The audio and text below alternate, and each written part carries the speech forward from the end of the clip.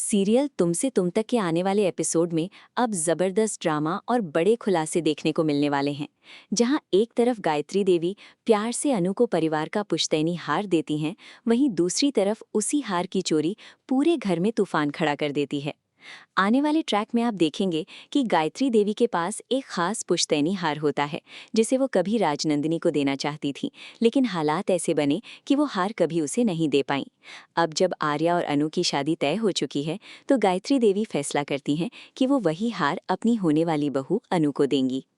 गायत्री देवी जब अनु के घर पहुंचती हैं और प्यार से वो हार अनु के गले में पहनाती हैं, तब अनु बेहद इमोशनल हो जाती है। वो वादा करती है कि इस हार को हमेशा संभाल कर रखेगी। पूरा परिवार भी ये पल देखकर खुश हो जाता है। लेकिन दूसरी तरफ कोई और ही खेल चल रहा होता है। दरअसल मानसी को पहले ही पता चल जाता है कि गायत्री देवी अनु को पुश्तैनी हार देने जा रही हैं। ये सुनते ही उसके मन में लालच जाग जाता है।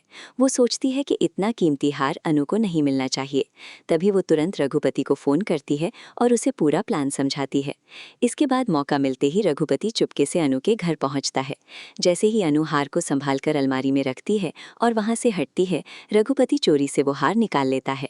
कुछ देर बाद जब पुष्पा, गोपाल और अनु वहां पहुंचते हैं, तो अलमारी का दरवाजा खुला देखकर सब घबरा जाते हैं। बॉक्स तो वहीं पड़ा होता है, लेकिन पुश्तैनी हार गायब होता है। ये देखकर पुष्पा के होश उड़ जाते हैं और वो घबराकर पूछती हैं कि आखिर हार गया कहाँ। वहीं अनु भी बुरी तरह टूट जाती है, क्योंकि गायत्री देवी ने इतने प्यार और भरोसे से वो हार उसे दिया था। दूसरी तरफ रघुपति वो हार मानसी को दे देता है और अब दोनों मिलकर इस चोरी को छुपाने की कोशिश करने वाले हैं। इधर कहानी में एक और बड़ा ट्विस्ट आता है, जब झेंडे को शक हो जाता है कि मीरा कहीं ना कहीं जलंधर के साथ मिली हुई है। दरअसल झेंडे सीसीटीवी फुटेज चेक करता है, जहां उसे एक आदमी दिखता है जिसका चेहरा साफ नजर नहीं आता, लेकिन उसकी चाल ढाल जलंधर जैसी लगती है। इसके बाद झेंडे मीरा का फोन ट्रेस करवाता है और पता चलता है कि वो कई संदिग्ध जगहों पर गई थी। यही बात वो आर्या को बताता है, लेकिन आर्या शुरुआत में इस बात पर यकीन नहीं करते। वो कहते हैं कि मीरा ऐसा नहीं कर सकती।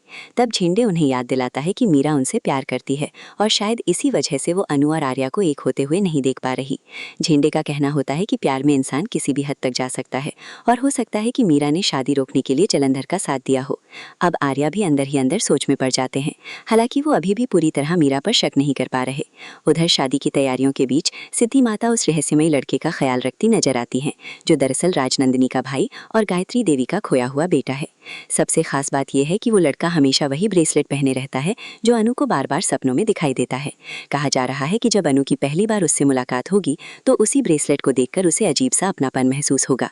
धीरे धीरे अनु को कुछ पुरानी बातें याद आने लगेंगी और फिर वही अनु उस लड़के का हाथ पकड़कर उसे वापस वर्धन हाउस लेकर जाएगी। यानी आने वाले एपिसोड में जहाँ एक तरफ चोरी का बड़ा बवाल होगा, वहीं दूसरी तरफ परिवार का खोया हुआ सदस्य भी आखिरकार